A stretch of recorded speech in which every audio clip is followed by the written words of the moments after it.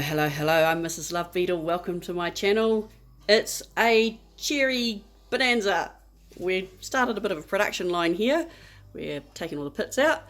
The plan is to make enough cherry stuff to put into jars so I can have cherries all winter.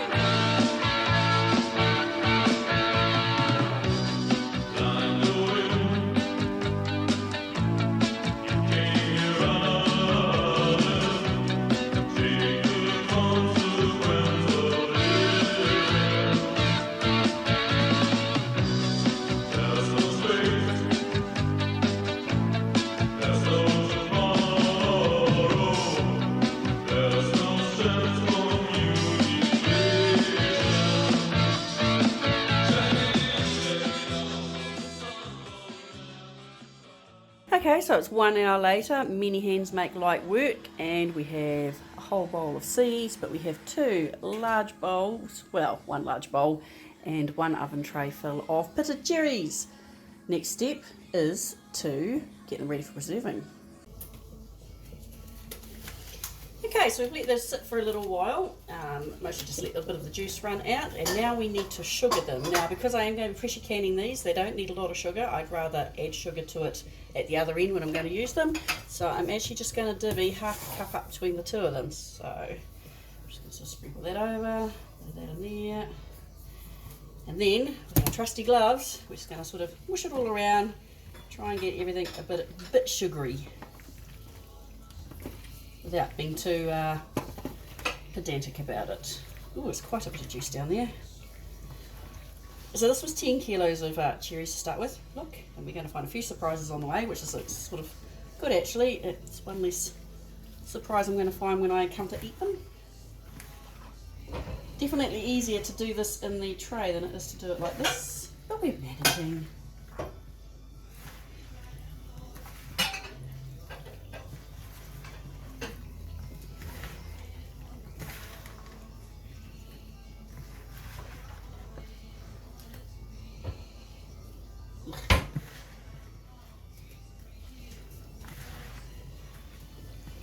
Okay, and now from here, just need to put them into my jars. Now I know from experience that my canner will hold 14 aggie jars. We'll have to see how much we get in here. Oh, I just saw a seed. Oh, there it is. Ha, gotcha. Oh, there's another one. Maybe I better give it another stir. Oh, there's another one. Okay, I feel like this is going to be an ongoing process, so we'll just stop the camera now and get our jars ready. So I've popped the water into the pan. There are along the sides, it's a bit hard to see with the light, but there's little markers down here. I actually find it easy to run my finger down to find them. And so the bottom marker is just down here, and that's where the water level is. I'm now going to pop in some crema tartar, which I use. It partly keeps the watermarks off of the jars, but also it reduces the amount of staining in here. I know it looks bad, but this is actually considered pretty clean for a functioning canner. I mostly use aggie preserving jars. This one's sitting on his lonesome because he's actually an old style one, and so he needs a different kind of lid. And then I do reuse pickle jars and jam jars, and those tend to be the ones that I give away as gifts to other people. So, as you can see, I've got one started. We're going to be filling up each one of these jars, popping a lid on it, popping a screw, the second part of the lid onto it, then popping them into here. I have some water just behind you, which I will rinse my hands in between to try and keep everything sort of relatively clean. Operative word here being relative. I might even grab this and see if that helps a little bit. So now I am dry canning, which means that I don't have to be too fussy about how high my jars are, because they will push themselves down as they cook. They'll settle a little bit more, and that will help with that, and they will also make their own juice. So yeah, there we go. That looks as though it's working, so that's the way we're going to do it. I do find that a lot of trial and error in this sort of job. I see all these people that have been doing it for years and years and years, and I do envy them a little bit. I'm quite new to the whole pressure canning thing myself.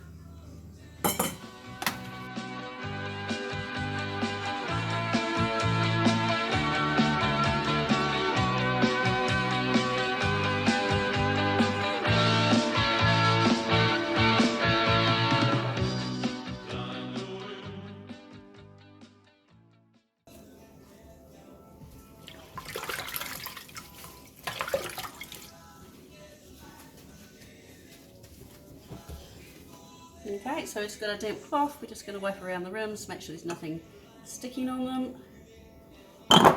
Like a stray cherry.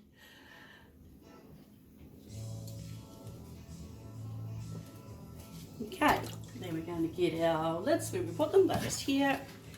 Pop one on each one.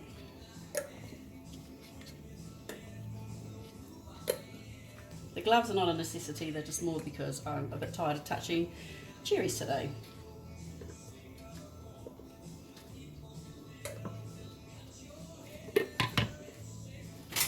And then screw them down. I only want them finger tight.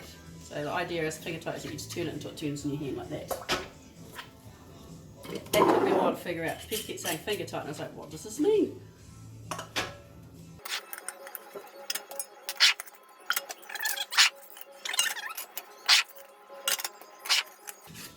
Now, as I said, this only takes 14, so that's 7 on the bottom layer. And then my husband made me this out of an old baking sheet. Drop it on the top and then carry on.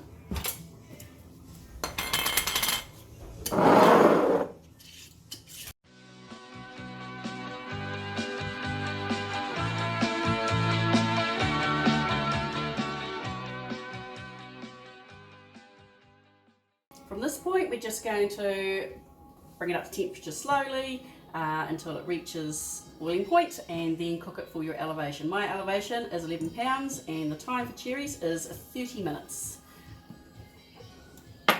Here we are, they have all been toasting away for their 30 minutes. The one on the side seems to have done quite well as well. May have spoke too soon. I can see there's a little bit of siphoning there. I'm going to assume it's from the fact that it's laid down on its side because it actually looks pretty good. Never fails to intrigue me that they keep bubbling even when you know they're not actually particularly hot. I think it's something to do with the vacuum. There we go. Lots of jars of cherries. There has been some siphoning. I can see by the liquid on the top and the pot is discoloured. I'm going to assume it's that one that's on the side because everybody else, apart from maybe that one in the corner there, appears to have about the same amount of juice.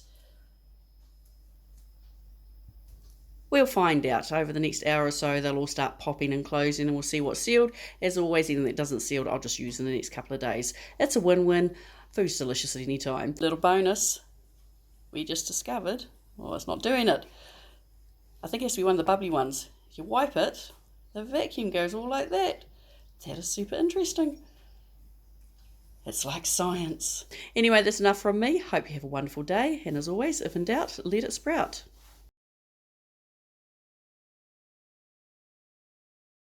So here we are the next day, all out of the canner. Only one didn't seal, so I've popped that in the fridge and we'll have that for pudding tonight.